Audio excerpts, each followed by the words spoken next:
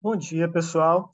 Então, estamos hoje retomando o nosso curso, depois de 2 semanas de feriados, né, que nós não tivemos aula, e por conta disso eu fiz também uma mudança no programa. Além da aula de hoje, nós vamos ter mais 2 aulas em maio, depois vocês vão estar liberados para fazer o trabalho final. Então, a nossa próxima aula vai ser sobre comissões da verdade, justiça de transição, e a última aula vai juntar pobreza, desigualdade e mudança climática. Vou colocar tudo junto numa aula só, né? Vamos lá. Assim, desse modo, a gente consegue ter o curso completo, né? Adaptados aí para essa realidade. Bom, então, a aula de hoje é uma discussão sobre direitos humanos e internet. Então, qual é o impacto da internet para uma série de debates envolvendo direitos humanos, né? Bom, primeiro vamos ver por que a internet importa, né? Quer dizer, qual é ali a influência que ela tem em toda essa discussão. Bom, primeiro, a gente tem com ela a difusão de uma série de novas tecnologias, de uma série de novas ferramentas que mudam a maneira pela qual as pessoas se relacionam com a informação. Então, pode ser, por exemplo, um laptop, né, um computador portátil, como esse que eu estou usando para dar aula para vocês. Pode ser um telefone celular, que você leva no bolso. Quer dizer, a rede se tornou muito mais presente na vida cotidiana, com acesso muito maior a informações, com acesso muito maior ali a todo esse material. E por essa mudança tecnológica ser muito rápida, muito veloz, há uma série de dificuldades também das leis, né, do aparato legislativo, em acompanhar esse avanço digital.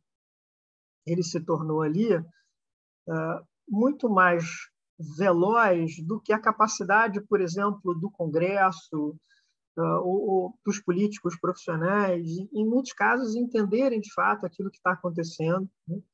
E entenderem como essas novas tecnologias afetam as nossas vidas. E os temas chaves para a gente discutir a internet, direitos humanos, são as questões envolvendo privacidade e liberdade de expressão. Esses são os dois temas que atravessam a maneira pela qual a gente utiliza toda essa tecnologia. Ali no slide vocês têm um mapa do percentual de pessoas com acesso à internet em cada país. Quanto mais escuro, mais presente está tudo isso. Então, o acesso à internet é muito maior nos Estados Unidos, no Canadá, na Europa, na Austrália, né? Mas ele também é considerável em países da América Latina, como o Brasil, como a Argentina, como o Chile. Também é muito considerável na Rússia, na China. Então, é algo que está ali já muito mais presente. Ele ainda não é assim tão forte na África ou no sul da Ásia, mas você vê que hoje é uma coisa que se espalhou já por uma quantidade muito grande de países, num percentual muito alto.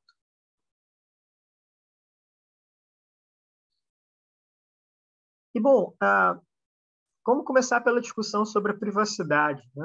Que é uma discussão até filosófica, psicológica, sobre por que a privacidade importa para os direitos humanos. Bom, primeiro tem essa frase da qual eu gosto muito, né, que virou um lema para vários ativistas de direitos humanos, sobretudo nos Estados Unidos, de que a privacidade é o novo nome da liberdade na internet. É uma maneira também da gente discutir uma série de questões que envolvem autonomia, liberdade individual. Então, por quê? Primeiro, porque nós temos na internet hoje um excesso de exposição das pessoas. A gente está muito presente no nosso cotidiano, nas informações que a gente compartilha, né? No que tudo isso está ali colocado em termos de uma disponibilidade. E, ao mesmo tempo, nós temos muito pouco controle sobre aquilo que circula com relação a todos nós, né? Por exemplo, qual é o monitoramento dos governos e das empresas sobre essas informações que nós colocamos online? Isso não é alguma coisa assim tão presente, isso não é alguma coisa assim tão marcada, né? E a privacidade acaba muitas vezes se tornando um produto. Quando a gente entra, por exemplo, numa rede social, quando a gente se engaja em um site qualquer, né? Em muitos casos, as empresas vão estar comercializando esses dados que a gente está disponibilizando ali. Então, pode ser ali um dado que a gente colocou para preencher aquele formulário, né? Nosso nome, nosso telefone, nossa faixa salarial, o que seja, né? Ou pode ser também questões relacionadas, né, a, por exemplo, o que a gente está postando naquela rede social. Quais são as postagens que nós estamos escrevendo, o que nós estamos curtindo e que tipo de perfil político, né, aparece a partir daí. Então, isso é um desafio para todos nós, né? E um desafio que vem ali muitas vezes porque a gente não tem, de fato, esse conhecimento sobre o que nós estamos abrindo mão em termos da nossa privacidade. Eu acho que todos vocês já passaram por essa situação da gente estar entrando num site, num aplicativo, e aí aparece lá uma lista de condições muito grande, né? Tipo assim, clique aqui para acessar, e ao clicar você está concordando com todos os termos desse contrato e tal. E a gente não sabe efetivamente, né, o que está colocado ali. E, bom, uma discussão que aparece com muita frequência, né, nesse tipo de debate é aquela discussão da importância da privacidade, né? Dizendo, bom, mas eu não fiz nada errado, por que eu preciso me preocupar? Qualquer pessoa pode ler as minhas mensagens, eu não fiz nenhuma coisa ali da qual eu me envergonho. Mas, olha, é mais do que isso, né? Eu diria que para cada um de nós há pelo menos ali dois elementos da nossa vida privada que, em geral, nós não gostamos de compartilhar. Então, um deles são questões ligadas à nossa vida financeira. Então, qual é o nosso salário, quanto dinheiro a gente tem no banco, onde é que estão os nossos investimentos. Não é que a gente tenha feito nada errado, mas é que, em geral, isso são coisas que a gente não gosta de sair por aí contando para todo mundo. E um outro tema é a nossa vida íntima, né? A nossa sexualidade, os nossos afetos. Né? Então, muitas pessoas não querem compartilhar o que elas estão fazendo ali na sua vida privada. Né? É possível também, por exemplo, que a gente tenha digamos, uma sociedade, né, em que a homossexualidade seja muito reprimida, pode não ser legal, mas pode sofrer muitas discriminações, e as pessoas não queiram ali colocar isso como algo que esteja tão visível, né? Não, isso aqui é uma coisa privada, né? Não quero estar comentando sobre isso. Ou mesmo uma sexualidade mais aceita pela sociedade, uma sociedade, sexualidade hétero, por exemplo, né? As pessoas podem não querer compartilhar aquilo, é perfeitamente legítimo, é perfeitamente, né, normal que você queira ter ali um espaço de convivência. Né? Então, não é simplesmente o que você fez de certo e você fez errado, é aquilo que você quer proteger, é aquilo que você não quer que outras pessoas saibam. E, além disso, nós, em geral, temos vários níveis diferentes de privacidade. Por exemplo, há pessoas para as quais a gente conta muitas coisas. Para outras pessoas, a gente prefere ter algo ali mais restrito. Né? Então, por exemplo, você pode contar para os seus amigos íntimos coisas sobre a sua vida que talvez você não queira contar para o seu pai e para sua mãe. Você pode contar para a sua família coisas que talvez você não queira compartilhar com seus colegas de trabalho. São escalas diferentes daquilo que é a privacidade, daquilo que a gente quer compartilhar uns com os outros, não é verdade? E não há nada de errado nisso. Isso é perfeitamente natural. Um dos problemas que a gente tem com a internet é que é muito fácil a gente perder o controle dessas diferentes escalas de privacidade, sobretudo quando a gente está compartilhando coisas nas redes sociais. Então, você pode fazer um post muito público, por exemplo, de alguma coisa que, no fundo, você está querendo conversar só com um grupo de amigos muito próximos a você. Então, tem essas dificuldades, tem esses desafios, né? Que talvez sejam maiores para pessoas mais jovens, como vocês, né? Que vêm aí Vocês já cresceram com a internet, né? Quer dizer, toda a vida de vocês já se deu ali muito online, né? Acho que desde as fotos de família que os pais de vocês compartilhavam até aquilo que vocês foram postando na infância, na adolescência, no que seja, né? Diferente, por exemplo, da relação que alguém da minha geração tem, uma vez que eu só acessei a internet pela primeira vez quando eu já era um estudante universitário, né? Então tem todo um aprendizado aí, né? E eu coloquei ali esse cartoon, do qual eu gosto muito, né, que é um cartoon sobre o Facebook, mas poderia ser sobre qualquer rede social, né, e sobre qualquer site gratuito na internet, né? Então, são dois porquinhos conversando, e um deles fala assim, olha, não é incrível? Nós não precisamos pagar nada pela fazenda. Assim, pois é, até a comida de graça. Então, qual é a brincadeira, né? Assim, olha, se você está usando ali de graça, é porque o produto é você. Então, quando a gente está numa rede social gratuita, né, é porque alguém está pagando ali por aquele serviço, né? Pode ser um serviço de publicidade e tal, mas com muita frequência vira também um serviço inspirado nos nossos dados, no acesso aos nossos dados.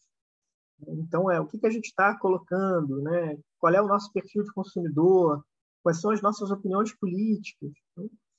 E como é que isso se reflete ali em várias coisas. Aliás, essa questão da política é uma questão importante também nessa discussão da privacidade. É claro que num país democrático, você pode dizer com toda a liberdade em quem você vai votar, qual é o seu político de preferência, mas talvez você não queira fazer isso. Talvez você prefira manter isso um pouco mais reservado, sobretudo em momentos de polarização, em momentos em que há uma tensão política e ideológica muito grande, né? E que é melhor manter tudo isso ali um pouco mais restrito, né? Bem, como é que a gente está vendo isso aqui hoje, né? Com muita frequência eu vejo não só as postagens dos meus amigos nas redes sociais, mas também aquilo que eles curtiram. E, em geral, aquilo que eles curtiram é bem mais radicalizado do que aquilo que eles escreveram, né? Então, eu acabo também sabendo muitas coisas sobre as preferências políticas de cada um deles, observando isso.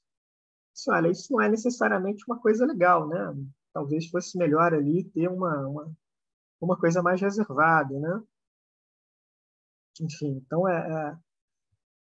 tudo isso ali tem uma importância grande para a maneira como a gente está pensando a nossa atividade pública, né? E acho que um dos grandes desafios também é o seguinte, né? Pensando no mundo da internet, pensando no mundo das redes sociais, onde é que a gente traça essa linha de fronteira entre aquilo que é a nossa vida privada e aquilo que é a vida pública? Por exemplo, uma coisa é o que a gente diz numa mesa de bar, né, em torno de um chopp. Outra coisa é o que eu escrevo, digamos, num artigo para jornal ou numa entrevista que eu dou para televisão. Mas como é que o resto disso se manifesta? Como é que essas outras coisas ali estão colocadas? Então, tudo isso é importante.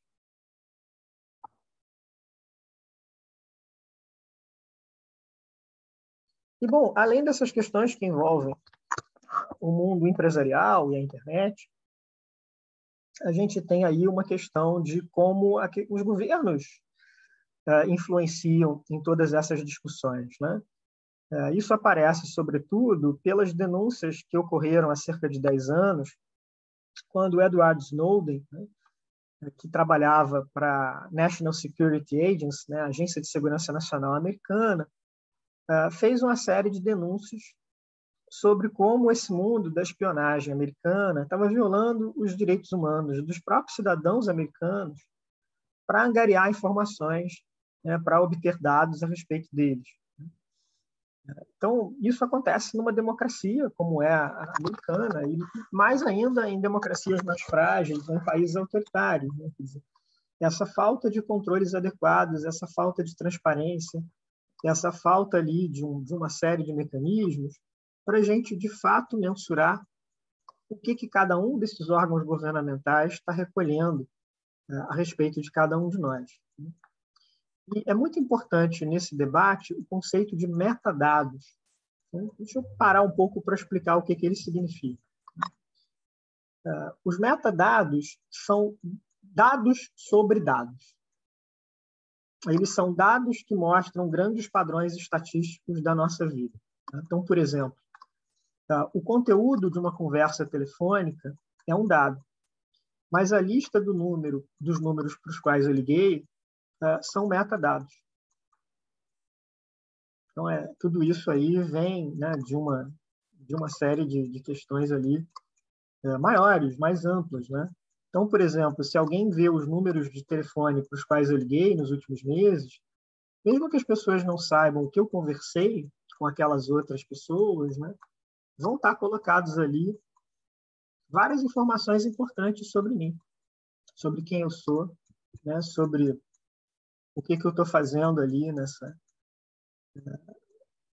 naquelas interações sociais. Então, sei lá, se eu estou ligando muito para um médico, que é um especialista em câncer, provavelmente você está apontando que eu tenho um certo problema de saúde, né? Se eu estou fazendo longas chamadas para o mesmo número, né, quer dizer que aquela pessoa é uma pessoa importante na minha vida. Pode ser um amigo especial, pode ser uma namorada, né? Quer dizer, só olhando esses metadados já dá para entender muita coisa a respeito de uma pessoa. E, em geral, os países têm leis mais rigorosas para proteger os dados, mas não tanto para proteger os metadados. E hoje eles se tornaram muito mais importantes do que eles eram no passado, porque a internet possibilita para nós, né, um levantamento enorme, né, a respeito dos dados que atravessam a nossa vida. Pode ser, por exemplo, as palavras que a gente pesquisa no Google, né, ou a quantidade de tempo que a gente passou na internet, né, ou, enfim, que sites a gente está visitando. E podem ser coisas perfeitamente legais, elas podem não estar envolvendo absolutamente nada de irregular, né, mas passam ali por tudo isso que a gente está vivendo, né? Então, essas denúncias do Snowden foram muito importantes, né? Assim, que ele está mostrando que, mesmo dentro de um país como os Estados Unidos, a NSA acaba tendo acesso aos metadados de cidadãos privados, né? Com muita frequência trabalhando em colaboração com as grandes empresas privadas. Então, foram denúncias muito impactantes, né? Que mostraram ali uma série de problemas que estão relacionados à internet e aos direitos humanos.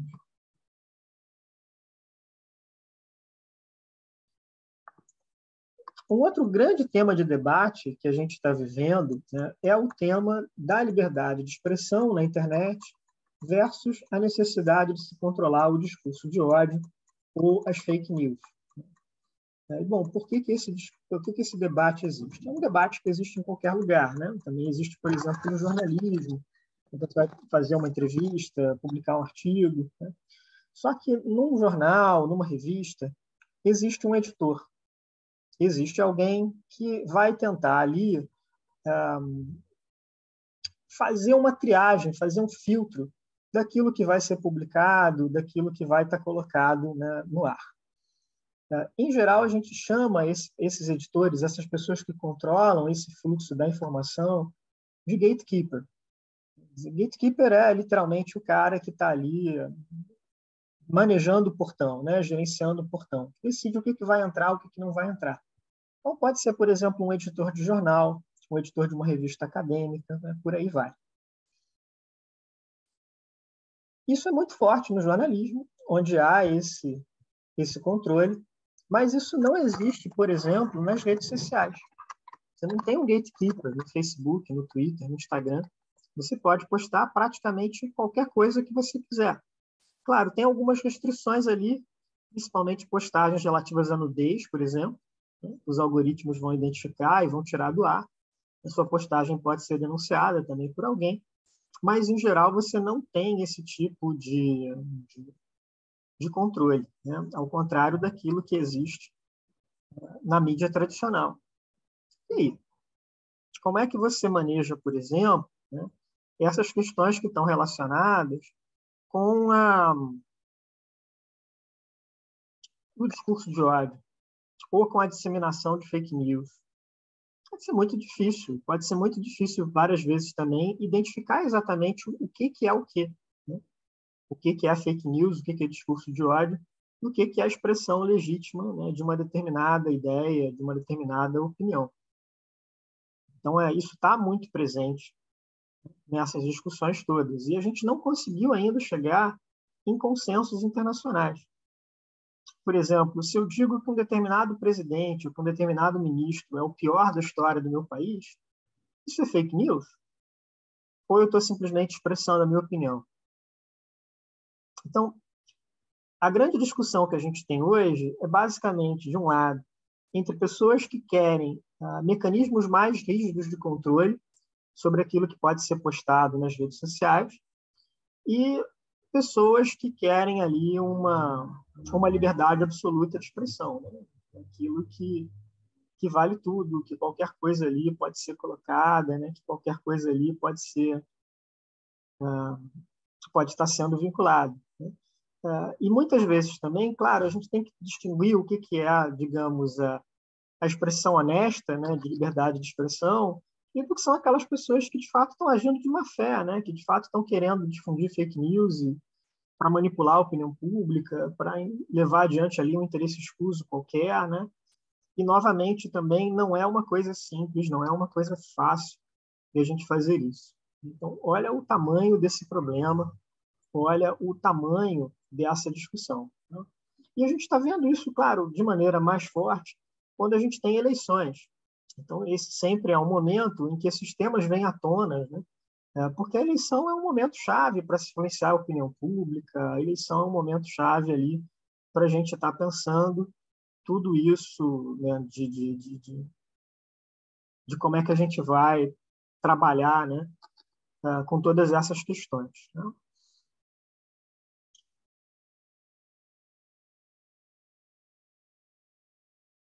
Bom, um outro conceito importante para esse debate sobre direitos humanos na internet é um conceito da chamada neutralidade da rede.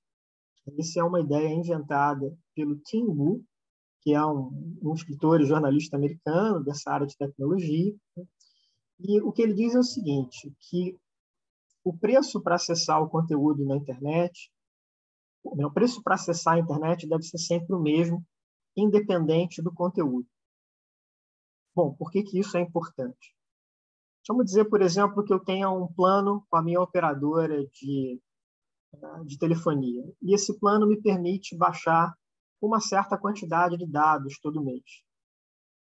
Pelo conceito de neutralidade de rede, eu estou pagando o mesmo preço por esses dados, independente se eu estiver utilizando eles para ver um filme, para entrar numa rede social, para navegar num site de notícia. O que importa é o dado. Quanto eu estou pagando por esse dado? Então, isso é uma rede neutra. Esse é um conceito ainda muito frágil em vários países, né? E por que ele é importante? O que mudaria se a gente pudesse ter uma diferenciação pelo tipo de dado?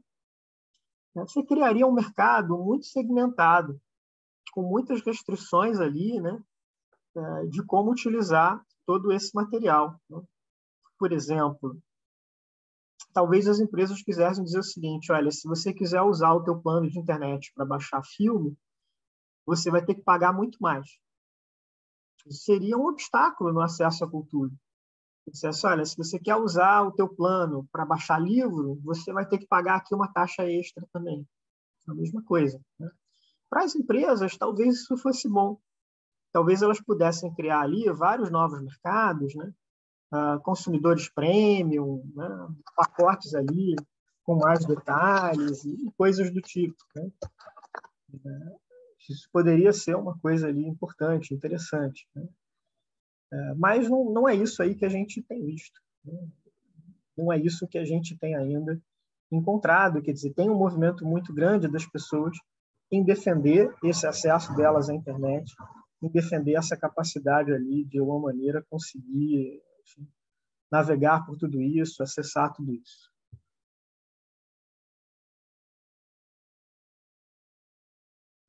Bom, vamos entrar agora um pouco no Brasil, mais especificamente, né? Eu já comentei aqui alguns dados, alguns fatos.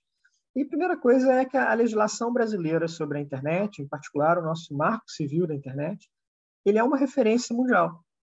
Ele é considerado por vários países, né, como um tema muito importante, uma legislação muito importante e como algo ali que pode ser usado como um exemplo para vários outros governos que estão tentando também legislar sobre a internet. E ele está muito voltado para essa questão da privacidade e da liberdade de expressão. Como é que a gente pode proteger a nossa liberdade, como é que a gente pode proteger a nossa privacidade. Então, tudo isso ali está ali muito, muito, por exemplo, a questão de pornografia de vingança, né? Que também é um tema importante nessas questões de internet. Então, você gravou um vídeo íntimo seu, né, expressando ali a sua sexualidade com um parceiro, um namorado, uma esposa, o que for, e depois vocês tiveram um desentendimento e aquilo ali não mais funcionou, né? A pessoa divulgou aquele vídeo publicamente para te causar um embaraço, para te causar ali um constrangimento, né? Pelo Marco Civil, você pode tirar esse material do ar. A pessoa vai ser obrigada a fazer aquilo, né? A operadora vai ser obrigada a fazer aquilo, né? Porque tem uma legislação que está ali inspirando isso. Então, toda uma série de discussões também, né, sobre dados pessoais. O que é exatamente um dado pessoal na internet? Algumas coisas são óbvias, né? Meu nome, meu telefone, e sei lá, uma lista daquilo que eu curti numa rede social. Será que isso é um dado pessoal? Então, é um debate que ainda está em aberto aqui no Brasil. E a questão se a gente pode se expressar anonimamente na internet ou não. Isso varia conforme a rede social. Tem redes sociais, como o Facebook, onde você só pode usar o seu nome verdadeiro. Tem outras, como o Twitter, onde você pode entrar de forma anônima. E aí, qual é a discussão sobre anonimato? Às vezes, o anonimato é uma coisa importante para você proteger a sua privacidade. Pode ser uma maneira de você poder expressar alguma coisa ali sem estar se colocando em risco. Mas o anonimato pode ser usado também para uma série de questões muito negativas, né? Por exemplo, para questões ligadas a agressões online, né? Você assumir ali uma identidade anônima, né? E usar aquilo para agredir outras pessoas, né? Para desrespeitar, porque não é você, né? Você vai estar ali com anônimo, né? Então, tudo isso ali está nessa discussão também de uma maneira bastante forte.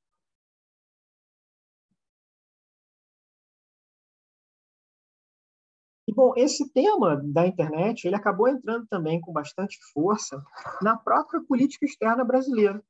Por exemplo, o professor Bruno e eu escrevemos alguns artigos sobre isso, incluindo um artigo que saiu na Revista Brasileira de Política Internacional, né, falando sobre como a política externa brasileira trabalha o tema da governança global da internet. E o Brasil copatrocinou na ONU, junto com a Alemanha, duas resoluções sobre privacidade na era digital. Resoluções na Assembleia Geral da ONU, que foram uma resposta lançada pelo Brasil àquelas denúncias do Edward Snowden sobre a NSA. Porque, bom, é claro que a NSA espiona não só os americanos, né, mas, sobretudo, também cidadãos estrangeiros. E, na época, o Snowden tinha mostrado que a NSA tinha espionado ali com uma grande profundidade até a presidente do Brasil na época, que era Dilma Rousseff, né? Então, tudo isso foi colocado ali de maneira muito forte, né? E o que o Brasil está dizendo? Né? Que, bom, basicamente reforçando, né, aquelas ideias que estão no nosso Marco Civil, a importância da liberdade de expressão, mas também a importância da privacidade, a importância de se resguardar os dados pessoais, de ter mecanismos, né, para lidar com tudo isso. E o Brasil, uma dessas resoluções, por exemplo, é só sobre metadados, né? Uma coisa importante também ali para esse debate. E aí, como é que funciona isso dentro da ONU, né? E aí, lembrando para vocês discussões que a gente teve no início do curso sobre o sistema ONU de direitos humanos, né? A gente começa essas discussões por meio de uma resolução. A gente começa elas por meio de um debate que vai ter na Assembleia Geral da ONU ou no Conselho de Direitos Humanos, e dali vai seguir uma resolução. A resolução é soft law. A resolução é alguma coisa que não tem um valor coercitivo, que não tem um valor vinculante. Mas ela é importante, né? Ela é um primeiro passo para que a gente possa, depois dela, né, desenvolver um tratado internacional, desenvolver um acordo diplomático que vai ser vinculante, né? Que vai dar ali alguma alguma agenda forte ali de direitos humanos, né? A gente viu, por exemplo, que no caso da Declaração Universal de Direitos Humanos, foram necessários ali mais de 15 anos, né, para que aquela ideia pudesse germinar e dar origem ali àqueles grandes tratados internacionais de direitos humanos da década de 60, né? O Pacto Internacional de Direitos Civis e Políticos e o Pacto Internacional de Direitos Sociais, Econômicos e Culturais. Então, são coisas ali que demoram um tempo. A gente ainda está engatinhando no que diz respeito a um marco internacional sobre a internet. Aliás, uma pergunta que eu gosto de fazer quando eu dou aula sobre esse tema, né, é quem controla a internet? Qual é o organismo responsável pelo monitoramento da internet? Ela é uma das poucas áreas de importância na economia global que não estão ali sob a jurisdição da ONU. Quem controla a internet, eu vou colocar aqui no chat, é uma organização chamada ICANN. Peraí. Aqui uma pergunta do Arthur, que eu só estou vendo agora. Peraí. Professor, quando as operadoras oferecem pacotes em que podemos usar Facebook, Instagram, WhatsApp, sem limites, isso fere a neutralidade das redes? Olha, é uma boa pergunta, Arthur, e eu não tenho uma resposta fácil para você, não. Teoricamente, né, a neutralidade da rede seria o mesmo pacote de dados para todo mundo, né? Então, na realidade, quando as operadoras estão fazendo isso, o que elas estão fazendo, né? Elas estão estimulando você a utilizar esses sites, a utilizar essas redes sociais, né? Isso é uma maneira também de tentar te puxar para um lado, né? Por exemplo, tem aí uns programas até lançados por essas próprias empresas de TI, né? Por essas grandes redes de TI, em que às vezes elas tentam fazer isso, né? Você tem internet grátis, mas essa internet só acessa esses sites ali escolhidos por elas, né? Então tem umas questões aí que são complicadas, né? Vale um bom debate sobre isso. Mas bem, então o que a gente tem aí é essa discussão sobre o ICANN, né?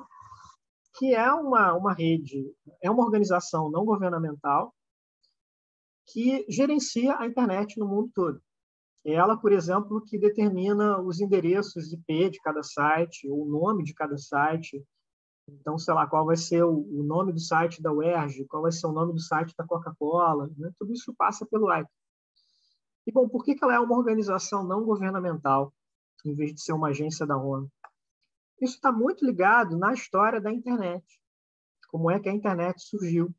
E é uma história muito peculiar, né? Porque ela passa ali pelo Vale do Silício, nos Estados Unidos, e por aquele tipo de cenário que misturava empresas privadas, cientistas, engenheiros, né?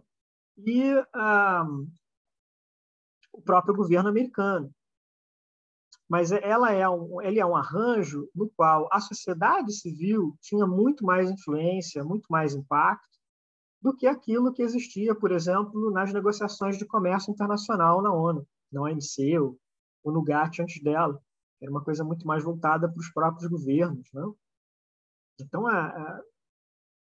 tudo isso varia muito ali conforme o tempo, conforme o lugar, mas o ICANN está muito marcado por esse DNA da sociedade civil, por esse DNA, né, do Vale do Silício, de tudo isso, né?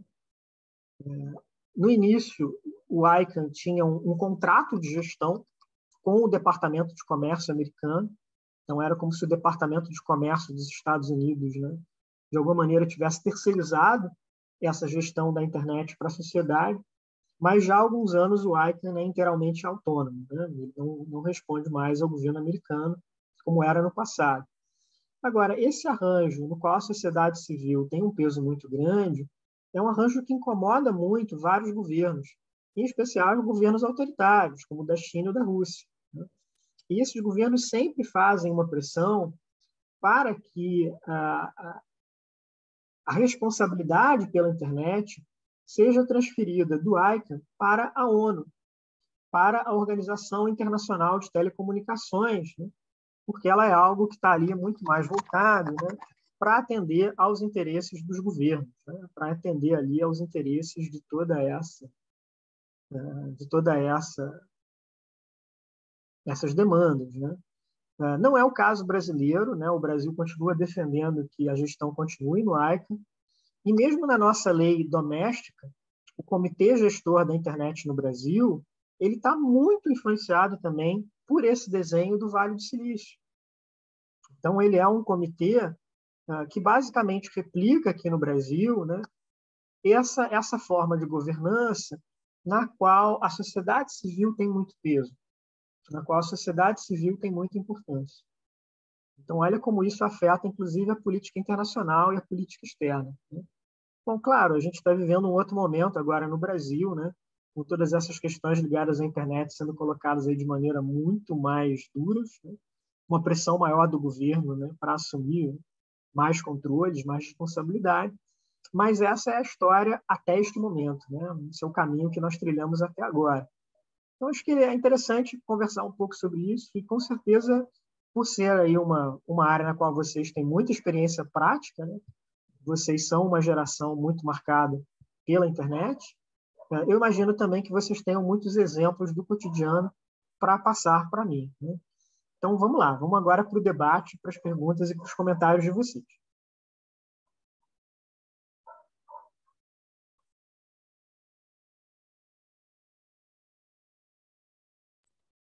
Maurício, você consegue me ouvir? Ouço bem, Natália. Essa semana mesmo eu estava no Instagram e aí uma blogueira, que é mãe de 3 filhos, ela começou a falar dessa questão de privacidade. E na hora que o senhor estava falando isso, me veio muito esse momento de que ela, toda vez que falava de um dos filhos, de algum acontecimento entre as crianças, ela nunca falava o nome específico do filho que fez aquilo, porque ela acredita que isso é uma certa invasão de privacidade da vida da criança, e mesmo que ela poste fotos dos filhos dela, que os seguidores delas saibam o nome dos filhos, saibam como eles são, ela tenta sempre preservar essa ideia de coisas mais íntimas, de como, a primeira vez que eles andaram, a primeira palavra que eles disseram. E eu achei isso muito interessante, porque hoje a maioria das mães blogueiras não fazem isso, elas são muito abertas com tudo que os filhos fazem. E eu vi esse exemplo que é uma mãe falando: não, eu quero preservar isso dos meus filhos, porque é muito importante essa questão da privacidade, porque eu sou a pessoa responsável pela proteção deles. Então, isso é uma questão que fica muito em voga também, né? O quão importante é a proteção dessas crianças, desses bebês, que a maioria dos pais não tem, não fazem. Eles postam tudo porque, é lindo, é o meu filho, maravilhoso, eu quero expor isso, deixar o dia de outras pessoas mais felizes, por exemplo. Mas também tem que pensar na proteção dessas crianças. Ótimo exemplo, Natália, um excelente exemplo. Como é que a gente protege a privacidade das crianças, né? De pessoas menores de idade, de maneira geral, na internet. Hoje você tem muitos perfis que são basicamente dedicados às gracinhas das crianças, né? Então, os pais estão compartilhando ali toda a intimidade dos filhos, né? No TikTok tem muitos assim, por exemplo, no Instagram também, né? Tem uma série de questões aí, inclusive questões ligadas à segurança dessas crianças, né? Por exemplo, esses pais estão postando foto do uniforme das crianças, do uniforme escolar, então a gente sabe em que escola essas crianças estão, né, em que horário elas estão saindo de casa, né? Tudo isso são questões aí bem complicadas, né? E, bem, para além disso, tem uma outra questão que é a memória da internet. Então, vamos dizer que o pai compartilhou ali alguma coisa atrapalhada que aquela criança fez, alguma coisa constrangedora, né? E depois, quando a criança chegar na adolescência ou virar adulta, ou mesmo ainda como criança, talvez ela não queira aquela foto compartilhada. Talvez ela não queira aquele vídeo compartilhado. E aí? Né? Como é que a gente lida com isso? Um dos debates também sobre direitos humanos na internet é o chamado debate ao direito do esquecimento, ao direito ao esquecimento, né? Que assim, é eu querer tirar da internet alguma coisa que eu fiz e que eu não gosto, da qual eu me arrependo. Então, pode ser um vídeo, né? Sei lá, um vídeo de eu tropeçando no restaurante, quebrando uma série de pratos, né? E que eu fiquei sempre conhecido como o cara do restaurante. Ou pode ser, sei lá, uma postagem minha que circulou pela internet sobre política e que eu acho que estava errada e eu quero tirar, né?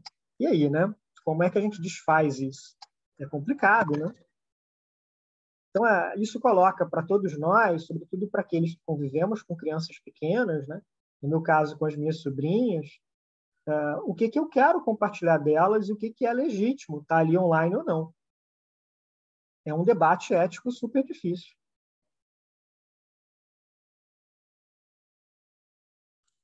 Professor, enquanto você estava falando, eu estava pensando na questão cultural também, porque eu tenho a impressão, e eu acho que é real isso, de, pelo menos assim, em alguns países europeus, talvez, eu acho que isso não chega aos Estados Unidos, das próprias pessoas, quando não é um perfil blogueiro, uma coisa assim famosa, não quererem postar foto do próprio rosto, alguma coisa assim. Se você conhece alguém que mora em outro país e não é uma pessoa, uma figura pública, raramente vai ter foto do rosto. Geralmente é paisagem ou alguma coisa que eles fizeram, mas é muito difícil ter o rosto da pessoa e até de você tirar foto na rua e tiver uma criança, isso pode ser um problema, assim, tirar foto do rosto de uma criança, mesmo que você não tenha focado nela. É Saiu e verdade, por é acaso bem apareceu grave. na foto.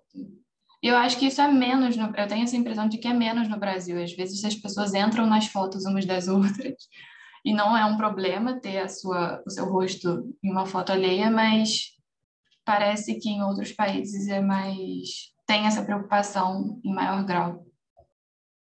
Não, muito bem colocado, Lara. Isso varia também bastante conforme o país, né? E lembrando que, bem ou mal, no Brasil, existem algumas proteções sobre privacidade.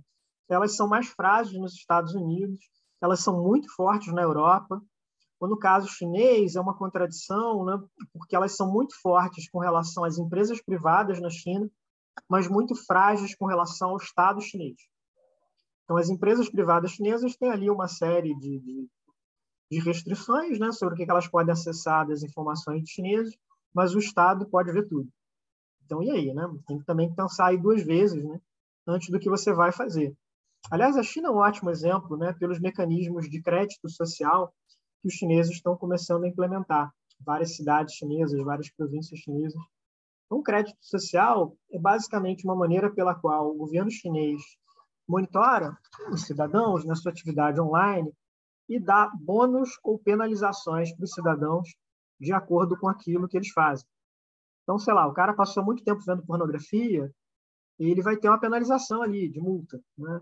Ou ele estava doando dinheiro, né, em sites ali para ajudar pessoas vítimas de catástrofes e coisas do gênero, ele vai ganhar um bônus, né? Pode ser, por exemplo, um desconto quando ele for usar uma passagem aérea, né, andar de trem, né? E se vocês gostam de séries de ficção científica, se vocês já viram a série Black Mirror, tem um episódio no Black Mirror exatamente sobre isso.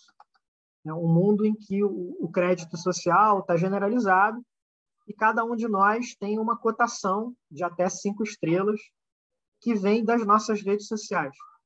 E aí, como que a vida toda passa a ser regulada por isso. É muito interessante esse episódio. Eu acho que é um dos melhores do Black Mirror.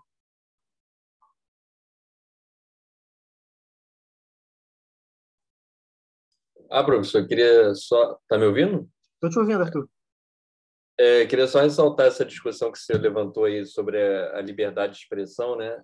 E essa semana, na passada, não sei, ficou muito em voga, né, sobre a compra do Musk, do Twitter, né? E ele se diz um absolutista da liberdade de expressão.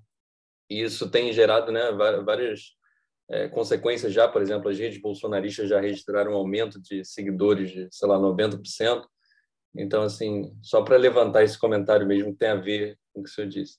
Então, ótimo comentário, Arthur. Até eu devia ter falado nele quando mencionei o tema. Essa semana, o Elon Musk comprou o Twitter, né?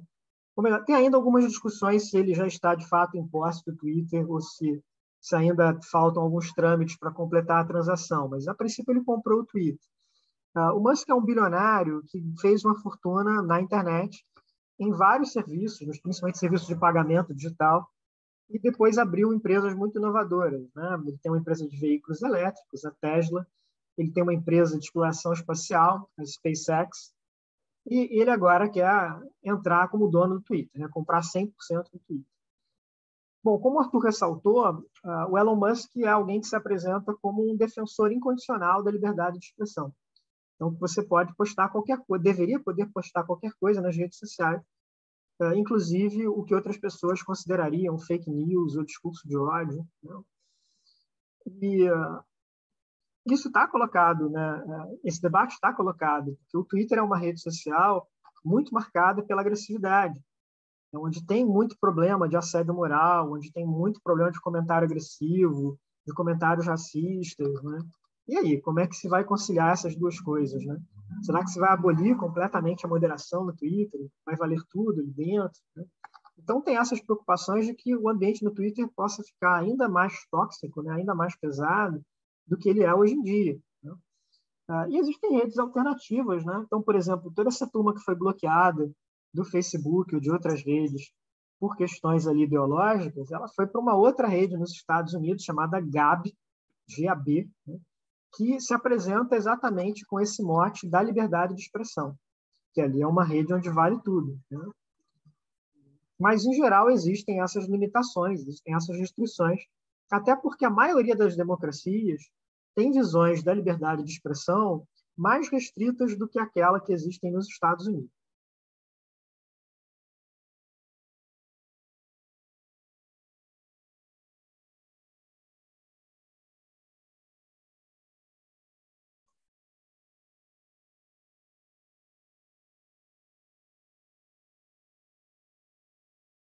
Mais perguntas, mais comentários?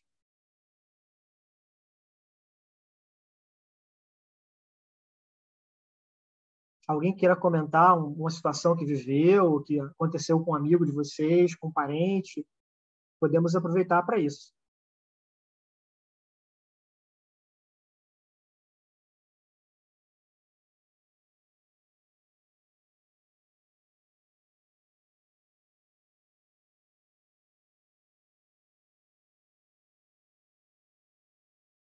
Ok, pessoal. Então, a gente para hoje por aqui e na semana que vem a gente volta com a aula que vai ser um debate sobre as comissões da verdade, sobre os processos de justiça de transição no Brasil e em outros países. Ok? Então, diga, Amanda.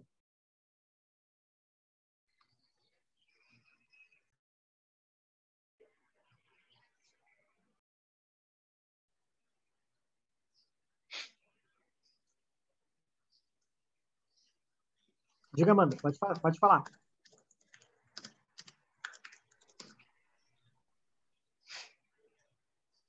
Ok. Acho que agora foi.